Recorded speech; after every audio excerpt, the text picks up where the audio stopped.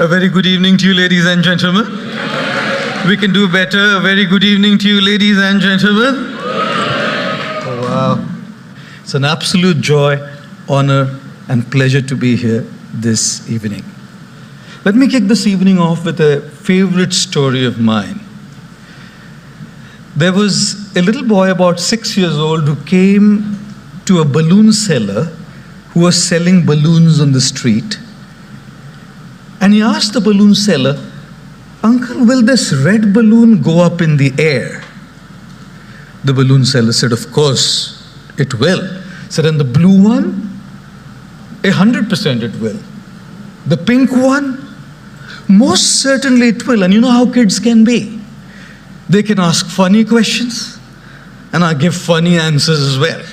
A 4-year-old once came to a shopkeeper and said to the shopkeeper, "Girl," he said, "Uncle, मैं कैसे लगती हूँ?" 4-year-old girl. The shopkeeper said, "बहुत प्यारी लगती हो बिटिया." He said, "तो अंकल मैं बड़ी हो जाऊंगी तो आप मेरी शादी आपके बेटे से करेंगे?" The shopkeeper said, "जरूर करेंगे बिटिया." He said, "तो अंकल फिर अपने होने वाली बहू को एक फ्री डेयरी मिल्क नहीं देंगे?" Children, very innocent, charming, clever, smart. They can ask funny questions and they can give funny answers too. A teacher in class asked a 6-year-old, "Which state of India are you from?" He said, "I'm from Arunachal Pradesh, madam." She said, "Can you spell it for me?" He said, "I'm from Goa, actually." Who spells Arunachal Pradesh? Kids are kids, aren't they? This little boy asked, "Will the pink balloon go up? Will the red balloon go up? Will the black balloon go up? Will the blue balloon go up?" The exasperated balloon seller said, "Look, darling, the balloons don't go up in the air based on their colors. The balloons go up in the air based on what's filled inside of them. The gas, the air, that's what takes the balloons to the heights of success." Boys and girls, the class of 2023, we are all different colored balloons with different abilities, different skill sets, different backgrounds, different upbringings, different family cultures, different traditions, different opportunities, different resources, different challenges. We all have a very different outside. But guess what? Everybody who has reached the heights of success and has made a mark in the world hasn't ever done it based on the color of the balloon, hasn't ever done it based on resources, hasn't ever done it based on opportunities, hasn't ever done it based on skills, hasn't ever done it based on what they've just learned in school, college, and universities. These are all the colors of the balloons, and extremely important. Everybody who's left a mark in the world and has made the world a better place are the ones who had the right kind of gas filled inside their balloons. As we sort our outside, it is very, very crucial and important to fix our inside, because only those who have their inside sorted and inside fixed have reached high up in the sky. Which is why, don't they say, it's not our aptitude, but our attitude that decides our altitude in our life. Yes, we definitely need aptitude. Our schools, our universities, our teachers have given us the aptitude, but along with that, they've also given us the right attitude by their own example. Our families have given us the right attitude by their own example. When you see an iceberg, you see only the tip of the iceberg on the surface of the water, don't we? The achievements of others, their success, their popularity, their achievements, their accolades, their wealth, their money, their fancy cars, their homes, their fancy vacations and holidays is all the tip of the iceberg, what we say. But right underneath that surface is a huge, humongous iceberg, which is unseen to the eyes of the world. The world sees the tip of the iceberg, the money, the popularity, the success, the achievements.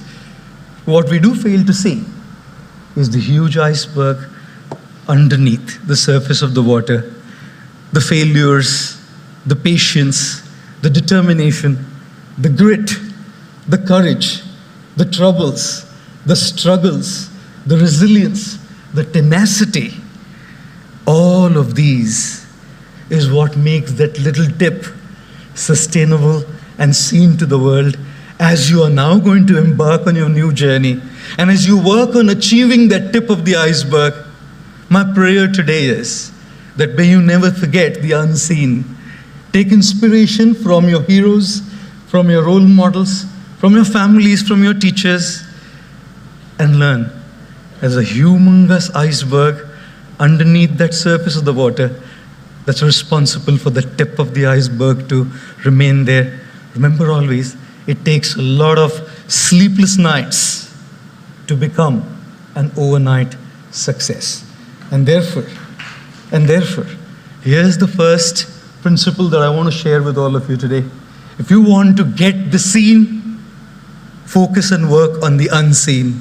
If you want the tip to be up there, focus on the huge iceberg underneath the surface. If you want your balloon, the beautiful colored balloon, to soar high up, focus on what's filled inside as well.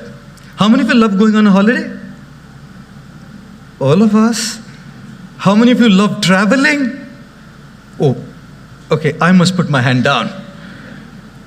I hate traveling. Because in a year, sometimes I end up taking over 300 to 325 flights. That's insanity when it comes to traveling. And you can have all kinds of experiences when you travel. Like I was flying once and the stewardess comes up to me. I'm not going to mention the airline. The stewardess comes up to me and says, "Welcome on board, sir. We guarantee takeoff." I said, "Landing, madam?" She said, "You're a monk, isn't it? It's important to pray." Oh, takeoffs and landings. The three biggest fears people had back in the day were, number one, the fear of public speaking. Anybody here? Okay. Number two was the fear of death. Anybody here? Okay. Number three was the fear of flying on an airplane. I guess that's why they call an airport a terminal. Possibly. Possibly. Oh, and those three fears have now been replaced with three biggest fears today. Number one, battery of the smartphone dying. Number two, poor Wi-Fi signal. And number three, that wheel on your phone which says still buffering when you're watching a Netflix show. Ladies and gentlemen, boys and girls, in my experience of travel, I hate travel because it's just so much of it. But how long can you keep saying, "I hate it, I hate it, I hate it"? I don't know, when do we stop this self-defeating talk? I hate this subject, I hate leaving home, I hate going here, I hate doing this, I hate. This self-defeating talk stops us from reaching where we want to reach in our lives. I have traveled to the United States. I said, right, I'm like, do insane stuff. I am an insane guy. I remember going to the US once, flying to New York City, and then going to Orlando for a talk. I was in the US for 16 hours. I flew for 22 hours to be in the US for 16